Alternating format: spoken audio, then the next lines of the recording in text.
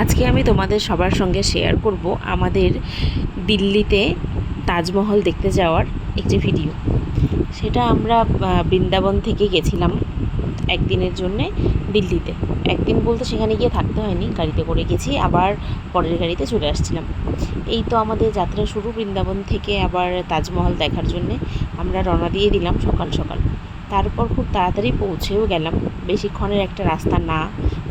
বৃন্দাবন থেকে যেতে তেমন একটা টাইম লাগে না, তাই জন্যে আমরা ভাবলাম যে এত কাছে আসলাম তো তাজমহলটা দেখেই যাই, এত সুন্দর একটা দেখার জিনিস। আর বৃন্দাবনে যারাই যায় তারাই কাছাকাছি তাজমহলটা ঘুরে আসে, তো সেই ভেবে আমরাও চলে গেলাম।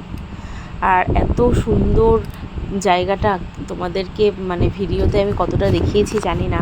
সেই দিনটা আমার শরীর খুব ক্লান্ত ছিল, বেশি একটা ভালো লাগছিল না, তো বাসে করে জার্নি করেছি, আর বাসের জার্নিটা ভালো লাগে না।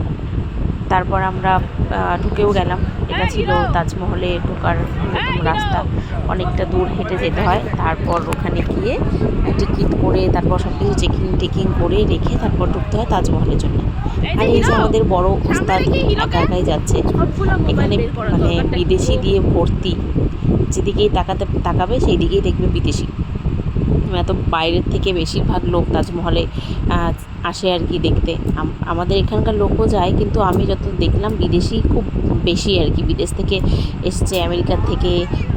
এত ফর্সা দেখতে, বাবা কি সুন্দর সবাই।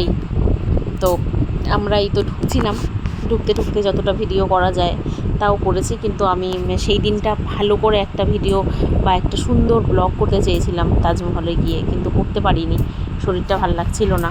এত দিন ধরে জার্নি করতে করতে খুব ক্লান্ত হয়ে গেছিলাম। আর তাজমহলে যাব বলে আমি সাদা ড্রেস পরে গেছিলাম, আমার খুব ইচ্ছে ছিল সাদা একটা ড্রেস পরে যাব। তো এই ড্রেসটা নিয়েও অনেক গল্প আছে। এই ড্রেসটা আমি অনলাইনে অর্ডার করেছিলাম, কিন্তু আসতে খুব দেরি করে ফেলেছে, তাই আমি আর সেভাবে ড্রেসটাকে সুন্দর করে ফিট করতে পারিনি, এই আলখেল্লাভাবে পরে চলে গেছিলাম। তোমরা দেখতেই পাচ্ছ, কথা বলতে বলতে আমরা তাজমহলের ভেতরে ঢুকেও পড়লাম। তাজমহলটা খুব সুন্দর দেখতে, বাপরে। বাইরের থেকে আমি ফটোতে ভিডিওতে দেখেছিলাম, কিন্তু সামনাসামনি দেখতে আরও বেশি সুন্দর। আর ছেলেকে নিয়ে যাওয়া মানেই তো ওর সাথেই সারাটাক্ষণ দৌড়াদৌড়ি করতে হয়। আর ওখানে এত রোদ ছিল, তাজমহলের ভেতরে ঢুকে আমি একদম হয়রান হয়ে গেছিলাম। আমার মা তো অসুস্থ হয়ে গেছিলো, একটা ব্রেঞ্চ পেয়ে সেখানে শুয়ে পড়েছিল। তারপর আর আমরা দুজনে মিলে ছেলের সঙ্গে দৌড়াদৌড়ি করেই অর্ধেকটা টাইম কাটিয়ে দিয়েছি। তাজমহলের সেরম একটা সামনেও যাইনি, এত শরীর খারাপ লাগছিল। আর এদিকে প্রচণ্ড রোদ, থাকাই যাচ্ছিল না। তো তোমরা কারা কারা তাজমহলে গেছো তারা তো জানোই তাজমহলটা দেখতে কতটা সুন্দর। আর যেখানেই যাক না কেন, বাবা আর ছেলের মধ্যে ফাইটিং তো চলতেই থাকে। আর দেখতে পাচ্ছ পাশেই কিন্তু সব বিদেশিগুলো দাঁড়িয়ে আছে। শাহজাহান মমতাজের জন্যে তাজমহলটা বানিয়েছিল, মমতাজের স্মৃতিসৌধ হিসেবে। তাজমহল তো আর মমতাজ দেখে যেতে পারেনি, গোটা পৃথিবীর লোক দেখছে তাজমহলের সৌন্দর্য।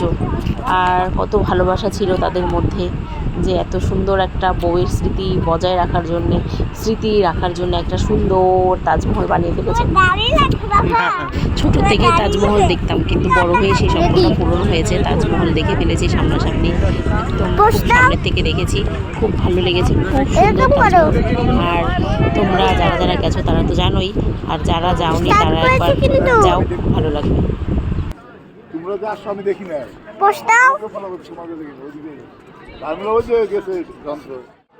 সত্যি বলতে আমাদের আর কোনো ফটোগ্রাফারের দরকার নেই, ক্যামেরাম্যানের দরকার নেই। আমার ছেলেই এখন আমাদের দুজনের ফটো তুলে দেয়, আবার পোজ দিতে বলে, তাই আমি ভয়েসটা কাটিনি, যাতে ও বড় হলেও শুনতে পারি, আর ও যেন শুনতে পারে।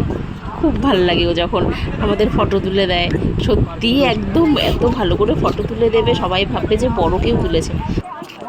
হয়ে গেল আমাদের তাজমহল ঘোরা, তারপর আমরা চলে আসছিলাম।